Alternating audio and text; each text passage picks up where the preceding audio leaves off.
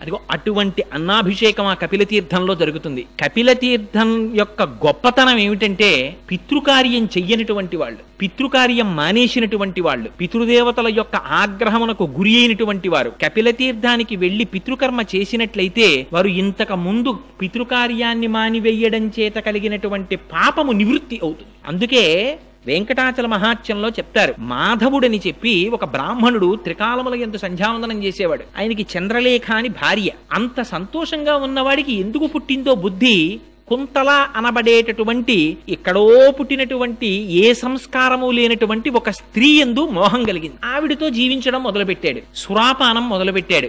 ఆఖరికి ఎంత దూరం వెళ్ళిపోయాడంటే మాంసభక్షణం చేయడం కూడా మొదలెట్టాడు. ఆవిడితో కలిసి కోయపల్లెల్లోకి వెళ్ళిపోయాడు. అటువంటి వాడు ఒకనాడు రాజు తన పరివారముతో కలిసి వెంకటాచల క్షేత్రానికి వెడుతుండగా చూసి వాళ్లతో పాటుగా బయలుదేరి వెళ్ళాడు. వెళ్ళి వాళ్ళందరూ కూడా మొట్టమొదటి కపిలతీర్థానికి వెళ్ళి అక్కడ పితృకార్యం చేశారు. ఈయన కూడా వాళ్లతో వెళ్లి పితృకార్యం చేసి మట్టి ముద్దలు తీసి పిండములుగా సమర్పించాడు. ఎందుకని తనకేమీ లేదు కనుక, తనేమి తింటున్నాడో దానితోనే పిండ ప్రదానం చేయాలి. అందుకని మట్టి ముద్దలతో పిండ ప్రదానం చేశాడు. వెంటనే ఆయన శరీరమునకున్నటువంటి పాపరాశి ధ్వంసమైంది. తరువాత వెంకటాచల పర్వత సానువులనెక్కి పైకెక్కాడు.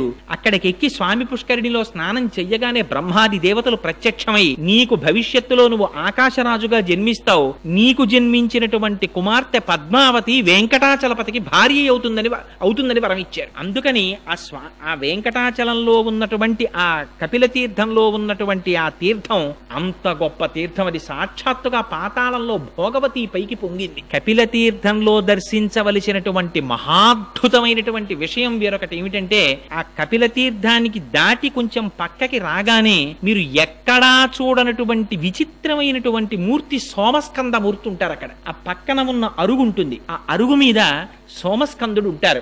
ఈ మాట మీరు ఎవరైనా వెళ్ళినప్పుడు తిరుమల క్షేత్రానికి తప్పకుండా దర్శనం చేయండి. ఆ సోమస్కందుడు ఏర్పడడం వెనకాతల ఒక కథ ఉంది. రాజేంద్ర చోళుడనేటటువంటి చక్రవర్తికి కలలో కనపడి పార్వతీ పరమేశ్వరులు ఆదేశించారు, నన్ను సోమస్కందుడిగా అక్కడ ప్రతిష్ఠ చేయమని. అందుచేత సోమస్కందమూర్తి వెలిశారు. సోమస్కందుడు అంటే సా ఉమా స్కంధ. పరమశివుడి పక్కన పార్వతీదేవి, పార్వతీదేవి పక్కన స్కందుడు ఉంటారు, సుబ్రహ్మణ్యేశ్వర స్వామి. ఆయన తల్లిదండ్రులు ఎంత పెద్ద ఆఫీసర్లు అయితే మాత్రం, ఇద్దరు ఐఏఎస్ ఆఫీసర్లే అనుకోండి తల్లిదండ్రులు, పిల్లాడు వాళ్ళిద్దరి మధ్యలో కూర్చొని ఆడుకోవడం మానేస్తాడు. ఏమిటి, అమ్మ మా నాన్నగారు పెద్ద చీఫ్ సెక్రటరీ, మా అమ్మగారు పెద్ద ఐఏఎస్ ఆఫీసరు, వీళ్ళిద్దరి మధ్యలో నేను ఆడుకోకూడదు అనుకుంటాడు వాడు. అలా పార్వతీ పరమేశ్వరుల మధ్యలో నిలబడి ఆ పిల్లవాడు ఆడుకుంటూ సంతోషంగా కనపడతాడు, చేతులూపుకుంటూ సుబ్రహ్మణ్యేశ్వరుడు. అదిగో అటువంటి మూర్తికి సోమస్కంధమూర్తి అంటారు. ఆ సోమస్కంధమూర్తిని దర్శనం చేసినంత మాత్రం చేత పరమశివానుగ్రహం కలిగి ఉల్లాసవంతంగా ఎటువంటి సమస్యలున్నా సమస్యలు తీరుతాయిట. అటువంటి సోమస్కంధుడు ఉంటాడు. ఆ పక్కనే ధనిశ్చండు అని ఒక మూర్తి ఉంటారు. మనకి శివాలయాలన్నింటిలోనూ కూడా చండీశ్వరుడు ఉంటాడు. ఇక్కడ ఉన్నారు కదా స్వామి, వెనకాతలే ఉంటారు. ఆ చండీశ్వరుడు గురించి చంద్రశేఖర పరమాచార్యులు వారు ఎప్పుడు చాలా అందమైన మాట ఒకటి మాట్లాడేవారు. చండీశ్వరుడు అన్న మాట ఎప్పుడు చెప్పినా చంద్రశేఖరులు ఏమనేవారంటే, మనలా పుట్టి పరమశివ కుటుంబంలో 5వ వాడైన వాడు అనేవారు. ఎందుకని, శివుడు, పార్వతి, గజాననుడు, సుబ్రహ్మణ్యుడు, ఈ నలుగురు కాకుండా దక్షిణ భారతదేశంలో ఎప్పుడెప్పుడు ఊరిరిగింపు జరిగినా అప్పుడప్పుడు ఈ చండీశ్వరుణ్ణి కూడా 5వ వాడిగా తీసుకెడతారు. ఆయన కుటుంబంలో ఒక సభ్యుడైపోయాడు. అసలు ఆ చండీశ్వరుడి వృత్తాంతం చాలా ఆశ్చర్యకరం తెలుసా అండి. ఎందుకంటే కార్తీక మాసంలో ఇంత పరమ పవిత్రమైన ఆలయంలో అసుర సంధ్య వేళలో కూర్చుని అట్లాంటి వృత్తాంతం మనం చెప్పుకున్నా విన్నా చాలు, మన జన్మ పావనం అయిపోతుంది. ఆ చండీశ్వరుడు, ఆయన పేరు మనందరం ఎలా పుట్టామో అలా విచార శర్మ అనేటటువంటి పేరుతో మనలాగే పుట్టి పెరుగుతుండేవాడు. ఆయన వేదం చదువుకుంటూ ఉండేవారు. ఒకనాడు ఆవులను కాసేటటువంటి ఒక గొల్లవాడు ఒక ఆవుని పట్టుకుని కొడుతున్నాడు. చూశారు ఆయన, బాధ కలిగింది. అయ్యయ్యో, గోవు యొక్క శరీరంలో 3,000,000 దేవతలు ఉంటారంటారయ్యా, ఆవును కొడుతున్నావా అన్నారు. ఈ ఆవు సరిగ్గా పాలివ్వట్లేదు, ఇది మేత మెయ్యట్లేదన్నాడు. ఆవుని కొట్టకు, నీకు చేత కాకపోతే ఇక నుంచి నేను కాస్తాను ఆవులను అని ఊళ్ళో వాళ్ళని ఒప్పించి వేద విద్యార్థి విచార శర్మ ఆవులన్నింటినీ తీసుకుని వెళ్ళేవాడు. ఎంతగా పోషించాడంటే మహానుభావుడు, పుట్టల మీద ఏటి గట్ల మీద ఉండేటటువంటి గడ్డి కోసమని వెడితే పశువులకి ఇబ్బంది కలుగుతుందని ఆయన వెళ్లి ఆ గడ్డి కోసి తెచ్చి ఆవులకి మేపేవట్ట. ఎప్పుడు వేదం చెప్పుకుంటూ కూర్చునేవట్ట. పరవశించిపోయి ఆవులన్నీ ఆయన దగ్గరికి వచ్చి తమకు ఉన్నటువంటి 4 శిరములలో ఒక శిరము నుంచి పాలు విడిచిపెడుతుండేవిట ఆయన తాగమని.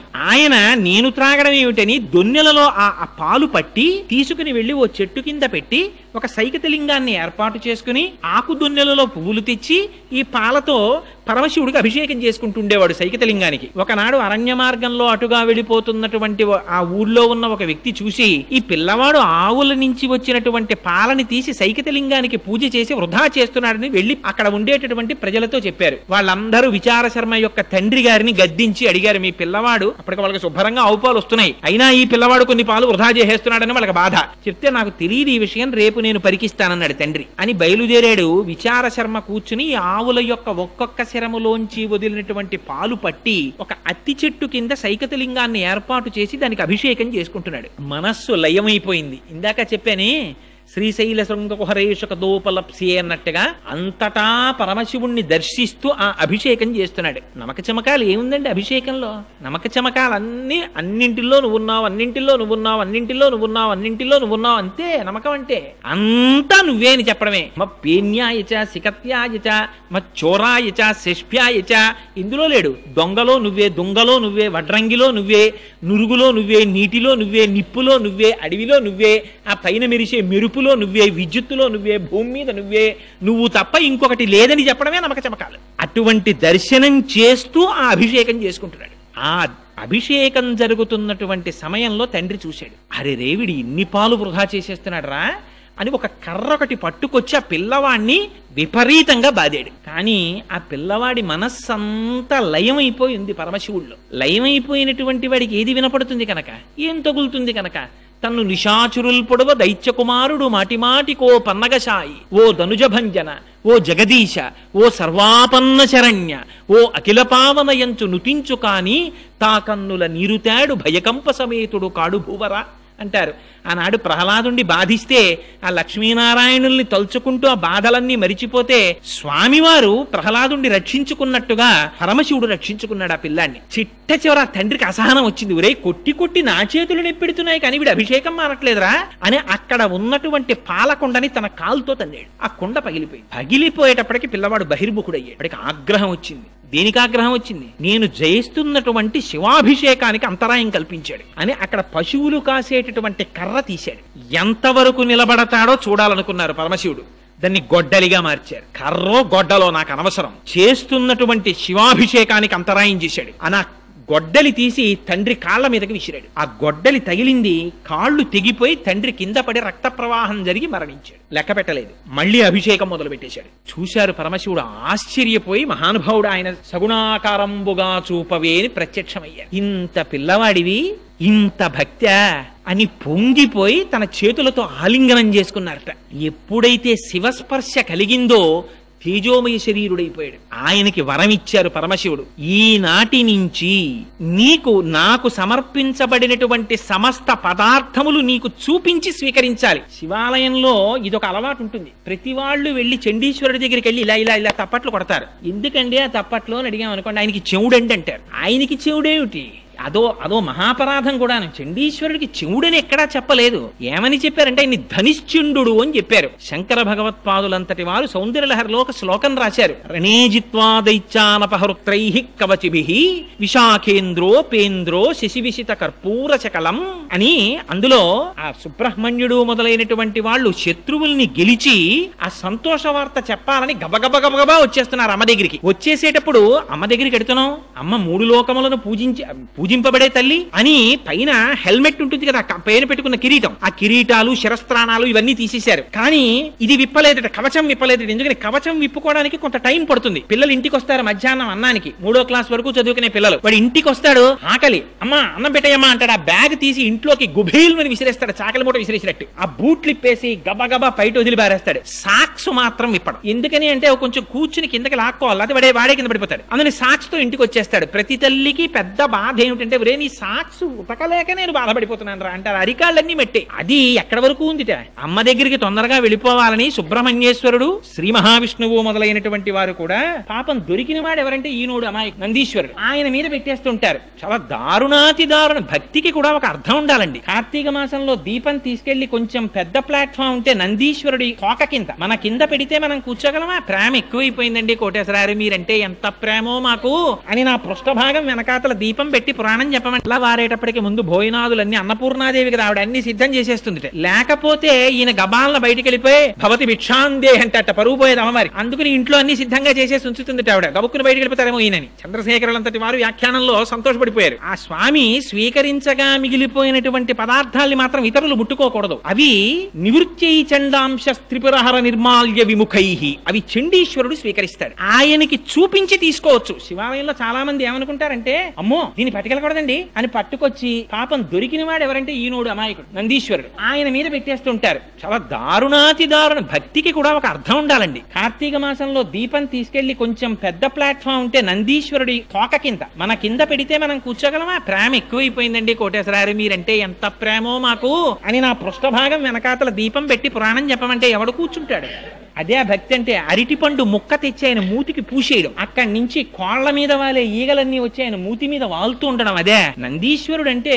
నంది జీవుడికి సంకేతం, పరమశివుడు పరమాత్మకి సంకేతం. జీవుడికి ఆత్మకి భేదం పాటించకూడదు. అందుకని వృషస్య వృషణం స్పృష్టమా శృంగమధ్యే శివాలయం దృష్టమాక్షణం నరో యాతి కైలాసే శివసన్నిధిం విధించింది శివాగం. కుడి చేత్తో నంది యొక్క అవయవాన్ని పట్టుకుని ఎడమ చేతితో నంది యొక్క రెండు కొమ్ముల మీద బొటన వేలు చూపుడు వేలు పెట్టి ఒక్క లిప్త కాలం అంతకన్నా ఎక్కువసేపు పట్టుకోకుండా రెండు శృంగముల మధ్యలోంచి శివలింగాన్ని దర్శనం చేసి శంభో శంకర అని విడిచిపెట్టి లోపలికెళ్ళాలి. వెళ్ళినప్పుడు అర్చకులకు తప్ప అన్యులకు అధికారం లేదు శివుడికి నందికి మధ్యలోకి వెళ్ళడానికి. ఒక పక్కకి నిలబడి నమస్కరించి వెళ్ళిపోవాలి. అంతేకాని దాని మధ్యలోకి దూరిపోవడం, ఆ రెండింటి మధ్యలో కూర్చుండిపోవడం, అక్కడ సాష్టాంగం పడిపోవడం అలా చెయ్యకూడదు శివాలయంలో. అందుకని ఆయన ఎప్పుడూ శివుణ్ణే చూస్తూ ఉంటాడు. రోహిణీ కార్తీ రానివ్వండి, వాన పడుతుండనివ్వండి, అల్పపీడనం ఏర్పడినివ్వండి, పెను తుఫాన్ రానివ్వండి, ఆయన ఎప్పుడైనా దుప్పటి కప్పుకోవడం పక్కకెళ్ళడం మీరు చూసారా? అలా ఉండదు. ఆయన ఎప్పుడూ శివుణ్ణే చూస్తాడు. నువ్వు ఏం చేస్తున్నా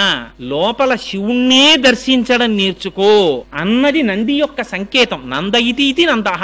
ఆ శివానందాన్ని పొందుతుంటాడు ఆయన ఎప్పుడు. అందుకే గళంతి శంభోత్వ చరిత సరిత కిల్బిషరజో దళంతి ధీకుల్యాహస్సరణిషు పతంతి విజయతాం. చండీశ్వరుడి ద్వారా కటాక్షిస్తాట. అందుకని ఆయన దగ్గరికి వెళ్లి నిశ్శబ్దంగా నమస్కారం చేస్తారు. అందుకని పక్కన మెట్లు కట్టింది. అంతేకాని అక్కడికి వెళ్లి ఆయన మీద నువ్వులు జల్లేయడం, గట్టిగా తప్పట్లు కొట్టేయడం, లేకపోతే ఆ పక్కకి వెళ్లి నిలబడి ఏదో మన ఇంట్లో కింద అపార్ట్మెంట్ లో వాచ్మెన్ ఎవరినో పిలిచినట్టు ఆ గోడ పక్కన ఇలా తప్పట్లు కొట్టేస్తే లోపల నుంచి అయ్యో అమ్మా వచ్చావా అని ఆయన బయటికి ఏం తొంగి చూసి అది భక్తి అనుకోవాలా, పూజ అనుకోవాలా, అపచారమా ఉపచారమా ఏమనుకోవాలి? అక్కడ మెట్లు కట్టింది ఎందుకు? ఆ పక్క నుంచి మీరు వచ్చి తప్పట్లు కొట్టమనే. మెట్లు ఎక్కి అక్కడికి వెళ్లి నిశ్శబ్దంగా నిలబడి ఆయన సర్వకాలముల యందు శివనామస్మరణలో ధ్యానమగ్నుడై ఉంటాడు. చిటికి చిన్నది వేయమన్నారు. ఇలాగా వేస్తే ధనిశ్చండుడని పేరు. ఆయన ధ్యానభంగమై నేత్రములు విప్పుతారట. విప్పితే ప్రసాదాన్ని చూపించమన్నారు. స్వామి వచ్చానయ్యా మహానుభావ చండీశ్వర శివధ్యాన పరాయణ శివ పూజా ఫలందేహి చండికేశ్వర నమోస్తుతే. స్వామి నేను శివుణ్ణి ఆరాధన చేశానయ్యా, నాకు ఆ ఫలితాన్ని ఇప్పించవా అని అడిగి ఆయనకు ఒకసారి ఇలా చూపిస్తే శభాష్ చౌరా శివాలయానికి చాలా సంతోషం, మూట కట్టుకోబో ఫలితాన్ని అంటే ఆయనకి చూపించి తీసుకెళ్లమన్నారు. శివ నిర్మాల్యాన్ని దాటినా పరమశివ నిర్మాల్యాన్ని తొక్కినా గత జన్మలలో చేసుకున్న పుణ్యం పోతుంది. మహిమ్నా స్తోత్రంలో చెప్పారు. అందుకే గంధర్వుడు దొరికిపోయాడు పుష్పదంతుడు. అందుకని శివ నిర్మాల్యాన్ని తీసుకొచ్చి ఎక్కడ పడితే అక్కడ పారేయడం అలా చెయ్యకూడదు. శివాలయంలో ప్రవర్తించవలసినటువంటి విధానం ఉంది. ఆ విధానంలో ప్రవర్తించి భగవంతుని యొక్క అనుగ్రహాన్ని పొంది వెళ్ళాలి నిశ్శబ్దంగా. అందుచేత అదిగో అటువంటి ధనిశ్చండు ఉంటాడు ఆ కపిలేశ్వర తీర్థంలో. ఆయనని ఒక్క చిటిక వేస్తే చాల్ట, కన్నులు విప్పి మహానుభావుడు ఫలితాన్ని మనకి కటాక్షిస్తాడు. అదిగో అది ధనిశ్చండ వృత్తాంతం. అది దాటి యువతలకొస్తే అక్కడ కాలభైరవుడు ఉంటాడు. ఆ కాలభైరవుడు మహానుభావుడు. ఆయన గురించి స్తోత్రం చేస్తారు. దేవరాజ సేవ్యమాన పావనాంగ్రి పంకజం వ్యాళయజ్ఞ సూత్రమిందుశేఖరం కృపాకరం నారదాది యోగి బృంద వందితం దిగంబరం కాశికాపురాధినాథ కాలభైరవం భజేత్. జ్ఞానముక్తి సాధనం చిత్రపుణ్యవర్ధనం శోకమోహ దైన్య లోభ కోపతాపనాశనం తే ప్రయాంతి కాల భైరవాంగ్రి సన్నిధిం ధ్రువం అని ఆ మహానుభావుణ్ణి నమస్కారం చేసినంత మాత్రం చేత కపిలతీర్థంలో ఉండేటటువంటి కాలభైరవుడి దగ్గర 2 శక్తులు ఉంటాయి. ఏమిటా? ఇవి నా సొంతంగా చెప్తున్నాను అనుకుంటున్నారేమో మహాప్రభో, వరాహ పురాణాంతర్గతం. అందులో ఆయన సంతాన రక్షకుడు. మనకి కలిగినటువంటి సంతానము రక్షింపబడేటట్టుగా చూస్తాడు. వాళ్ళకి ఎటువంటి ఉపద్రవం రాకుండా చూస్తాడు. 2, ఆ కాలభైరవుణ్ణి ఒక్కసారి దర్శనం చేసి ఎప్పుడైనా ప్రయాణించకూడనటువంటి సమయంలో ప్రయాణం చెయ్యవలసి వస్తే, అర్ధరాత్రి వేళ ప్రయాణం చేసినా, ప్రయాణంలో ప్రమాదం వచ్చినా ఒక్కసారి 3 మాటలు చెప్పమన్నారు. ఏమిటా మాటలు? కాలభైరవా నమోస్తుతే, కపిలేశ్వర నమోస్తుతే, కాశీ విశ్వేశ్వర నమోస్తుతే అని 3 మార్లంటే ప్రయాణంలో తేళ్లు కాని, పావులు కాని, విషక్రిములు కాని మన జోలికి రావుట. ప్రమాదములు ఏవైనా పొంచి ఉంటే తప్పుతాయిట. అటువంటి ఫలితమీయగలిగినటువంటి కాలభైరవుడు అక్కడ ఉన్నాడు. అక్కడే మాణిక్యవాచకరు ఉన్నారు. మనకి రేపు కార్తీక మాసం వెళ్ళిపోయిన తర్వాత మార్గశీర్ష మాసం వచ్చి ధనుర్మాసం వచ్చింది అనుకోండి, తిరుప్పావై ప్రారంభం అవుతుంది. మనందరం ఇటువైపు నుంచి వెంకటేశ్వర స్వామి వారి ఆలయానికి చేరుకుంటాం. అక్కడ మన గోవింద బాబు గారు, లక్ష్మణాచార్యుల వారు వీరందరూ చాలా అందంగా తిరుప్పావై చేస్తారు. ఇక్కడ కార్తీక మాసంలో సత్యనారాయణ గారు ఎంత అందంగా అభిషేకాలు అవి చేస్తారో, ఇది మన అదృష్టం వెంకటనగర్ లో ఉన్న వాళ్ళకి. చక్కగా 2 శివకేశవ ఆలయాలు 2 పక్క పక్కనే ఉండడం, 2 శ్రద్ధాభక్తులతో అర్చన చేయబడేటటువంటి పెద్దలు ఉండడం. అక్కడికి వెడితే తిరుప్పావై ఉంటుంది. అలాగే మనకి తిరువెంబావై అని ఆ ధనుర్మాసంలో పరమశివుడి దగ్గర స్తోత్రం చేస్తారు. ఇక్కడ అలవాటు లేదు కానీ తమిళనాట అంతా కూడా విశేషంగా స్తోత్రం చేస్తారు. తిరువెంబావై అందరికి నోటికొచ్చి ఉంటుంది. పరమ ప్రఖ్యాతమైన స్తోత్రం మాణిక్యవాచకర్రని అప్పర్రని ఆయన చేశారు. ఆయన సామాన్యులు కారు. కాళహస్తీశ్వర శతకంలో దూర్చిటి ఉట్టినే చెప్పలేదండి ఆ మాటలు. కవి పుష్పంబగు, అగ్ని మంచగు, నాకూపారం భూమిస్థలంబగు, శత్రుండతిమిత్రుడవు, విషము దివ్యాహారమౌ నిన్నగా అవనీమండలి లోపలన్ శివ శివేచ్ఛాభాషణోల్లాసకిన్ శివ నీనామము సర్వవశ్యకరమౌ శ్రీకాళహస్తీశ్వర. శివా శివా అన్న 2 మాటలు జన్మనంతటినీ కూడా మన కష్టములను ఈడేర్చి మన్ని ఒడ్డు చేర్చగలిగినటువంటి బ్రహ్మాండమైనటువంటి నౌక ఆ శివనామం. అందుకే అప్పర్రని మనకి నాయనార్లు ఎలా అయితే వైష్ణవ సాంప్రదాయంలో 12 ఆళ్వార్లు ఉంటారో, శైవ సాంప్రదాయంలో 63 మంది నాయనార్లు ఉన్నారు. వాళ్ళు పరమశివ భక్తులు. అందులో పరమ ప్రఖ్యాతి వహించిన వారిలో అప్పరొకరు. వారిని వాగీశులు అంటారు. మరి తల్లిదండ్రులు చిన్నతనంలోనే మరణించారు. పాపం అక్కగారికి పెళ్లి కుదిరింది. తీరా పెళ్లి కుదిరిన తరువాత ఆ వరుడు మరణించాడు. నిశ్చితార్థం అయిపోయింది కనుక నేను ఇంకొక వివాహం చేసుకోనని తిలకాంబిక అని ఆవిడ అలా ఉండిపోయారు. ఈ తమ్ముణ్ణి పెంచితే ఈయన జైనుల్లో కలిసిపోయారు. కలిసిపోతే ఈవిడ రోజు శివాలయానికి వెళ్లి ప్రార్థన చేసేవారు. స్వామి, మా తమ్ముడు మళ్ళీ శైవంలోకి వచ్చేటట్టుగా అనుగ్రహించు అని. ఒకనాడు పరమశివుడు ఆవిడికి స్వప్న సాక్షాత్కారం ఇచ్చాడు. ఇచ్చి శూలవ్యాధితో బాధపెట్టి నీ తమ్ముడిని తీసుకొస్తాను శైవంలోకి అన్నాడు. ఆయనకి శూలవ్యాధి బయలుదేరి అపారమైన కడుపు మంట, నొప్పి. ఒకనాడు అక్కగారికి కబురు చేశారు. ఆవిడంది, నేను రాను, నువ్వు జైనుల్లో ఉన్నావు, నువ్వు కానీ ఇక్కడికి వస్తే నేను శివాలయానికి తీసుకెళ్లి నీకు ఆ రుగ్మత పోయేటట్టు చేస్తానంది. ఆయన మొత్తానికి ఎవరికీ తెలియకుండా ఓ రాత్రి వేళ తెల్లబట్టలు కట్టుకుని అక్కడి నుంచి బయలుదేరి ఈవిడి దగ్గరికి వచ్చారు. శివాలయానికి తీసుకెళ్లారు. అభిమంత్రించినటువంటి రుద్రాభిషేకం చేసిన తర్వాత వచ్చే చిట్ట చివరి విభూతితో అభిషేకం చేసి ఆ విభూతి ఆయనకి ఇచ్చారు. అప్పర్కి. అప్పర్ నోట్లో వేసుకున్నారంతే ఆ శూలవ్యాధి పోయింది. ఆయన అపారమైన శివభక్తుడైపోయి పత్తికాలు పాడారు. పాడుతుంటే ఈ విషయం జైనులకి తెలిసి మా దగ్గర నేర్చుకున్న మంత్రములతోటే శూలవ్యాధి పోగొట్టుకుని అవి శైవ మంత్రముల చేత తగ్గించుకున్నానని ప్రచారం చేస్తున్నాడు మహాప్రభు. అందుకని పిలిచి అప్పర్ని దండించమన్నారు. రాజుని కట్టేసి తీసుకొచ్చారు. అప్పర్ని తీసుకొచ్చిన తర్వాత, ఏమయ్యా నువ్వు ఇలాంటి మాటలు చెప్తున్నావు కదా, నిన్ను శివుడు ఎలా రక్షిస్తాడో చూస్తాం, ఉడుకుతున్న సున్నపు గదిలో పారేయండి అన్నారు. పడేశారు. తీసుకెళ్లి పడేస్తే హాలాహలాన్ని మింగినవాడు నా ప్రభు, నాకేమిటి బెంగ అని శివుడి మీద పత్తికాలు పాడుతూ ఆ గదిలోకి వెళ్ళిపోయారు. మరునాటి వరకు కాపలా ఉన్నారు భటులు. తలుపులు తీశారు. మంచు గడ్డలా ఉంది లోపల. ఏసీ చేసేస్తే ఎలా ఉంటుందో అలా ఉంది గది. అందులోంచి బయటకు వచ్చారు అప్పర్. విషం కలిపిన అన్నం పెట్టారు. శివపత్తికం పాడుతూ తిన్నారు. ఆయనకి ఏం అవలేదు.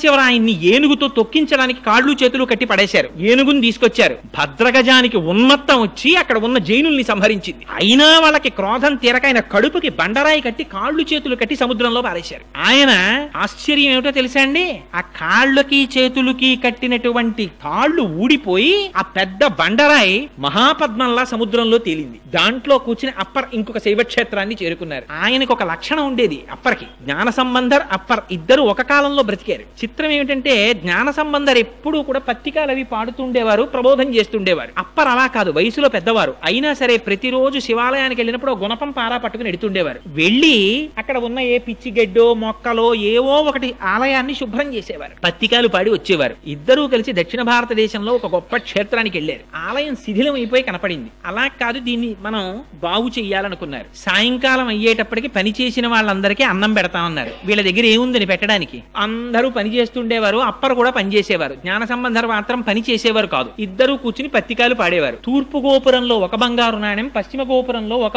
ఇప్పటికీ ఉన్నాయండి ఆ శివాలయాలన్నీ తమిళనాడులో. అప్పర్ వాళ్ళు పునర్నిర్మించిన ఆలయాలు. 2 బంగారు నాణ్యాలు దొరికేవి. జ్ఞాన సంబంధరికి దొరికినటువంటి బంగారు నాణ్యాన్ని బయటికి తీసుకెడితే వచ్చేటటువంటి డబ్బు కన్నా అప్పర్కి దొరికిన బంగారు నాణ్యంలో బంగారం ఎక్కువ ఉంది అని చెప్పి ఎక్కువ ధరిస్తుండేవారు వర్తకులు. అందులో ఎందుకు మేలిమి ఎక్కువ ఉంది అని బాధపడి ఒకనాడు జ్ఞాన సంబంధర్ స్తోత్రం చేశారు పరమశివుణ్ణి. స్తోత్రం చేస్తే నువ్వు కేవలం స్తోత్రం మాత్రమే చేస్తావు, అప్పర్ అలా కాదు, కాయిక కష్టం కూడా చేస్తారు. తన శరీరాన్ని కూడా శివకైంకర్యానికి ఉపయోగిస్తున్నాడు. అందుకే ఆ నాణ్యంలో మేలిమి ఎక్కువ ఉంటోందని పరమశివుడు తీర్పు చెప్పారు. అంతటి మహానుభావుడు అప్పర్. అందుకని అదిగో ఆయన ఉన్నారే, ఆయన మూర్తి దర్శనం మీరు చెయ్యి. ఆయన ఎంతటి గొప్పవారో తెలుసా అండి అప్పర్ కైలాస శిఖరం మీదున్న పరమశివుడి దర్శనం చేస్తానని హిమాలయ పర్వతాల దగ్గర ఉన్నటువంటి మానస సరోవరాన్ని దాటి కాళ్లతో నేను ఎక్కడమా అని కాళ్లతో ఎక్కడం మానేసి ఈ 2 కాళ్ళు తీసి పైకి కట్టేసుకుని మోకాళ్లతో డేర్కుంటూ పర్వతం ఎక్కారు. ఎక్కితే ఈ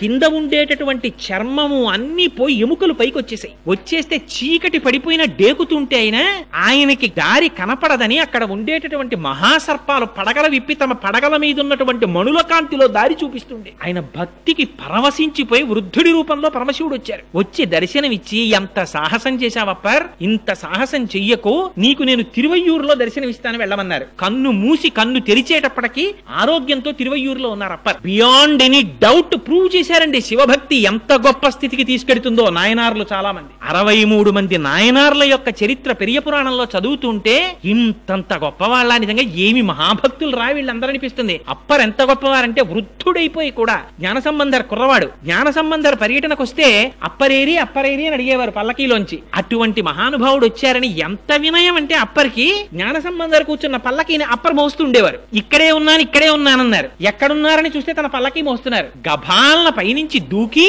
ఆయన్ని కౌగిలించుకుని అప్పా అని పిలిచారు ఆయన్ని. అందుకని ఆయనకి అప్పర్ అని పేరు వచ్చింది. వాగీశుడు అని బిరుదు ఆయనకి. అటువంటి మాణిక్యవాచకర్ ఆ అప్పర్ వాళ్ళ విగ్రహాలు ఇప్పటికీ కూడా కపిల తీర్థంలో మీరు సాకారంగా చూడొచ్చు. అక్కడ ఎదురుగుండా ఉంటాయి. అక్కడే 2 బిల్వ వృక్షములు ఉంటాయి కపిల తీర్థంలో. ఆ 2 బిల్వ వృక్షములే పార్వతీ పరమేశ్వరుల యొక్క సాకార స్వరూపమని నమ్ముతారు. ఎందుచేత అంటే బిల్వ వృక్షం అపారమైనటువంటి ఐశ్వర్యాన్ని ఇస్తుంది. ఆ బిల్వ వృక్షం కింద కూర్చునే లక్ష్మీదేవి తపస్సు చేసింది. 5 చోట్ల మాత్రమే లక్ష్మీదేవి ఉంటుంది అని చెప్తారు. ఆ 5 ఒకటి మారేడు దళం. అందుకే మారేడు దళాలతో పరమశివుడికి పూజ చేయడం చేత కలిగేటటువంటి లక్ష్మీ ప్రసన్నత అపారమైనటువంటి ఐశ్వర్యం. చాలా మందికి ఒక తెలియని అపోహ ఒకటి ఉంటుంది. ఏమిటా అపోహ అంటే, శివుడంటే శ్మశానవాసి, ఆయన శ్మశానంలో తిరుగుతూ ఉంటాడు, ఒళ్ళంతా శవ విభూతి రాసుకుంటాడు, ఒంటి మీదంతా పాములు వేసుకుంటాడు,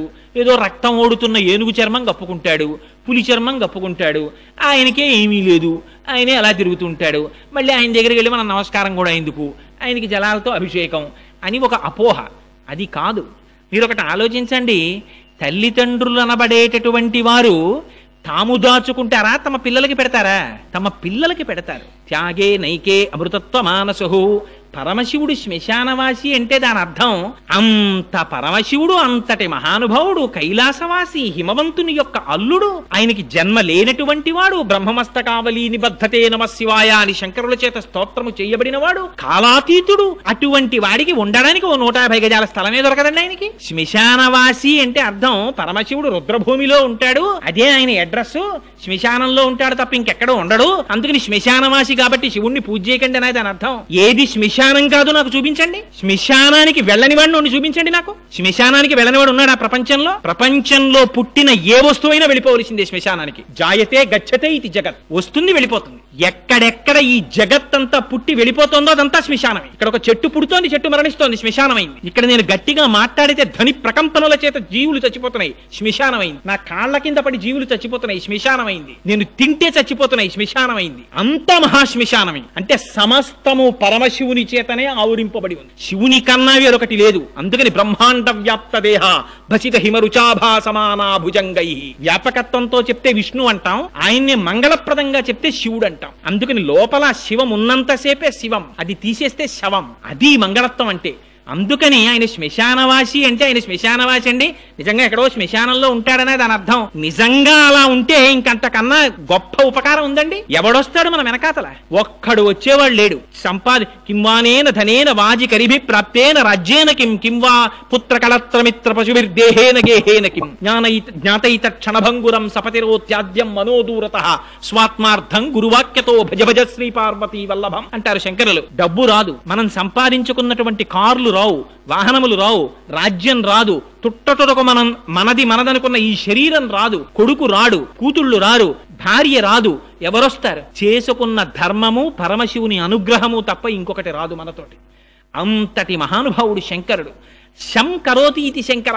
ఆయనకి శుభం చెయ్యడం తప్ప అసలు శంకరుడికి అమంగళం చెయ్యడం చేత కాదు ఆయనకి. అటువంటి వాడు శంకరుడు అంటే. అందుకే ఆయనకి మారేడు దళాలతో పూజ. మారేడు దళం అంటే లక్ష్మీ స్థానం. ఎక్కడెక్కడ మారేడు చెట్టు ఉంటుందో, ఎక్కడెక్కడ మారేడు దళం ఉంటుందో అక్కడక్కడ లక్ష్మీదేవి ఉంటుంది. అందుకని శంకరుడికి ఆ మారేడు దళంతో పూజ చేస్తారు. రెండవ లక్ష్మీ స్థానము పద్మం. పద్మములతో పూజ. అందుకే ఇప్పటికీ కపిల తీర్థంలో కామాక్షి అమ్మవారికి ఆ తామర పద్మాలతో పూజ చేస్తారు. ఆ పద్మము లక్ష్మీ స్థానం. మూడవది ఆవు యొక్క వెనుక భాగం. ఆవు యొక్క పృష్ఠభాగమునందు లక్ష్మీదేవి నివాసం ఉంటుంది. నాలుగవది స్త్రీ యొక్క పాపట. ఆ పాపటలో లక్ష్మీదేవి యొక్క స్థానం. అక్కడ లక్ష్మీదేవి నివాసం ఉంటుంది. అందుకని అది ఒకటి. ఇలా 5 స్థానాలు. ఒకటి ఆ బిల్వవృక్షం. ఆ బిల్వవృక్షం అంటే ఆ బిల్వదళంలో. రెండవది పద్మం. మూడవది స్త్రీ పాపట. నాలుగవది ఏనుగు యొక్క కుంభస్థలం. అందుకే గజారోహణం అంటుంటారు. ఏనుగు యొక్క కుంభస్థలంలో లక్ష్మీదేవి ఉంటుంది. 5వది ఆవు యొక్క వెనుక తట్టు. ఈ 5 ప్రాంతములు లక్ష్మీ స్థానాలు. అందుకని మారేడు దళంతో పరమశివుడికి పూజ. దానివల్ల అపారమైనటువంటి లక్ష్మీ సంపత్తి. కపిల తీర్థంలో ఇప్పటికీ కూడా 2 బ్రహ్మాండమైన మారేడు చెట్లు నిలబడి ఉంటాయి. ఇక్కడ లింగాకృతిలో ఉన్నటువంటి మహానుభావుడే అక్కడ సాకారముగా మారేడు చెట్ల రూపంలో ఉన్నాడని నమ్ముతారు. వెళ్ళి ఆ మారేడు చెట్లకి నమస్కారం చేస్తారు. ించవలసినటువంటి వేరొకటిది, అక్కడే నాగుల చావిడి అని చెప్పి జంట నాగులు పెనవేసుకున్నటువంటి అనేకమైన మూర్తులు కలిగిన పెద్ద వేదిక ఒకటి ఉంటుంది. పూర్వం అక్కడ ప్రతిష్టలు చేసేవారు. ఇప్పుడు కుదరదు, ఎందుకంటే అసలు అంగుళం ఖాళీ లేదు. అక్కడికి వెళ్లి నమస్కారం చేస్తే, అభిషేకం చేసుకుంటే అక్కడే వల్లీ దేవసేనా సమేత సుబ్రహ్మణ్యేశ్వర స్వామి వారు ఉన్నారు. కాలసర్పదోషం ఉన్నవారు, కుజగ్రహ దోషం ఉన్నవారు, నవగ్రహ దోషాలున్నవాళ్లు కపిల తీర్థానికి వెళ్లి స్వామివారికి అభిషేకం చేయించుకుంటే వాళ్ళకి ఉన్నటువంటి సమస్త గ్రహ దోషములు పోతాయంటారు. అదిగో అంతటి పరమపావనమైనటువంటి క్షేత్రం ఆ కపిల తీర్థం. ఆ కపిల తీర్థానికి వెళ్లి సేవించినంత మాత్రం చేత పాపములు నివృత్తి చేయబడి తదనంతరం ఆ శేషశైలాన్ని అధిరోహించి ఆ లోపల ఆనంద నిలయాధీశుడైనటువంటి వెంకటాచల ప్రభువుని సేవిస్తారు. దుచిత పూర్వం అసలు కపిల తీర్థాన్ని సేవించకుండా, కపిల తీర్థాన్ని దర్శనం చెయ్యకుండా అసలు ఒక రాత్రి నిద్రపోవాలి కపిల తీర్థంలో. ఆ తరువాత మాత్రమే వెంకటాచలం కొండ మీదకి వెళ్లేవారు. ఇప్పుడు చాలా మంది కపిల తీర్థాన్ని విడిచిపెట్టి వెంకటాచల కొండ మీదకి వెడుతున్నారు. కాబట్టి నా మనవి ఏమిటంటే, ఈ మాట మీరు వెంకటాచల క్షేత్రానికి వెళ్ళినప్పుడు తప్పకుండా కపిల తీర్థాన్ని సేవించండి. అది మహత్తరమైనటువంటి తీర్థం. అటువంటి తీర్థాన్ని సేవించడం చేత, అటువంటి శివలింగానికి నమస్కారం చెయ్యడం చేత మన శరీరమునకు పట్టినటువంటి పాపరాశి ధ్వంసమై మనకి కావలసినటువంటి భగవంతుని యొక్క అనుగ్రహం ప్రసరింపబడిన నాడు మనకి కావలసినటువంటి కామితములన్నీ వాటంతట అవే తీరిపోతాయి. అంత శక్తివంతం. మీకు ఏవేవి కావాలనుకుంటున్నారో అవన్నీ అక్కడున్నాయి. ఇంకొక గొప్ప విషయం ఏమిటో తెలుసా అండి? వెంకటేశ్వర స్వామి వారు పద్మావతి కళ్యాణం జరగడానికి ముందర వకుళమాతని ఆకాశరాజు యొక్క భార్య అయిన ధరణీదేవి దగ్గరికి పంపిస్తూ ఒక సొరంగ మార్గం మార్గం చూపించారు. అమ్మా నువ్వు ఈ సొరంగ మార్గంలో వెళితే కింద కపిల తీర్థానికి చేరుకుంటావు, అక్కడ కపిలేశ్వరుడన్న పేరుతో శివుడు ఉన్నాడు, ఆయనకి నమస్కరించి ఆయన అనుగ్రహాన్ని పొంది ధరణీదేవి దగ్గరికి వెళ్ళమన్నారు. ఇప్పటికీ వకుళమాత నడిచి వచ్చినటువంటి ఆ సొరంగ మార్గం ఇంకా కపిల తీర్థంలో ఎదురుగుండా ఉంది. దాన్ని నరసింహ గుహ అని పిలుస్తారు. అక్కడ నృసింహస్వామి వారు ఉంటారు. కానీ ఈ మధ్య కాలంలో ఆ నృసింహస్వామి వారి విగ్రహానికి ఉన్నటువంటి ముక్కు కొద్దిగా భిన్నమైంది. అందుకని ఇప్పుడు ఆ గుహ మూసేశారు తలుపులు. కానీ ఇప్పటికీ మీరు ఆ గుహని చూడొచ్చు. ఆ గుహలోంచే వకుళమాత వెంకటాచలం నుంచి క్రిందకొచ్చింది. వచ్చి కపిలేశ్వరుని యొక్క అనుగ్రహాన్ని పొంది పద్మావతి శ్రీనివాసుల పరిణయం అవుతుందని స్వామివారు ఆశీర్వదించిన తరువాత పద్మావతి శ్రీనివాసుల కళ్యాణం అయింది. అంత హరిహర అభేదమైనటువంటి క్షేత్రం ఆ కింద ఉన్నటువంటి కపిలతీర్థ క్షేత్రం. అందుచేత తప్పకుండా మీరందరూ ఆ కపిల తీర్థాన్ని సేవించండి. నన్ను చాలా మంది ఫోన్లో అడిగి ఉన్న కారణం చేత ఆ కపిల తీర్థం గురించి 4 మాటలు ఇవాళ ప్రస్తావన చేయబోయ్ అని అడిగారు. మీరందరూ చేతులు కదుపుతున్నటువంటి పరిస్థితిని, మీకున్న పమిట కొంగులతోటి వాటితోటి మీరు రాసుకుంటున్న పరిస్థితిని బట్టి నేను గమనించాను. మిమ్మల్ని అందరినీ దోమలు విశేషంగా బాధిస్తున్నాయి. అయినా కూడా నిజంగా ఎంత భక్తి తత్పరతతో కూర్చున్నారో కానీ మహానుభావులు ఆ శివనామం వినడానికి ఏమి చేతకాని వాడిని నేను చెప్తేనే ఇంత ఆర్తితో చెవులు దొప్పలు చేసుకుని తాగుతున్నారంటే మీరు ఎంతటి భాగవతులు. కానీ చాలు మన జన్మకి కార్తీక మాసంలో పరమశివ సన్నిధానంలో 4 మాటలు చెప్పుకునే అదృష్టం. రేపటి రోజున పరమశివుని యొక్క అమోఘ కృత్యం అది విన్నంత మాత్రం చేత పుత్రం పౌత్రం సమాసాద్యా స్కంద సాలోక్యతాంబ్రజేత్ అని వాల్మీకి మహర్షి ఫలస్తుతి చెప్పారు. పుత్ర పౌత్రులు, కొడుకులు, మనవలు, మునిమనవలు చూసి హాయిగా ఎటువంటి ఈతి బాధలు రోగాలు లేకుండా ఆరోగ్యంతో ఉండి తొట్టతొదన స్కందలోకానికి చేరుకుంటాడయ్యా అని ఫలస్తుతి చెప్పారు. అంత పరమపావనమైనటువంటి ఘట్టం గనక రేపటి రోజున సుబ్రహ్మణ్యేశ్వర స్వామి వారి జననమునకు సంబంధించినటువంటి వృత్తాంతాన్ని విజ్ఞాపన చేస్తాను. కార్తీక మాసం కనుక అటువంటిది విన్నంత మాత్రం చేత మనకి ఎంతో మేలు చేకూరుతుంది. మహానుభావుడు సామాన్యుడు కాడు. సుబ్రహ్మణ్యుడు అంటే కామాదిరోహ కలుషీకృత దుష్టచిత్తాం సిక్వాతు మామవ కళాధర కాంతికాత్య వల్లీశనాథ మమదేహి కరావలంబం అంటారు. అంత గొప్ప స్వామి ఆ సుబ్రహ్మణ్యమూర్తి. అందుకని రేపటి రోజున ఆ వృత్తాంతాన్ని విజ్ఞాపన చేస్తాను.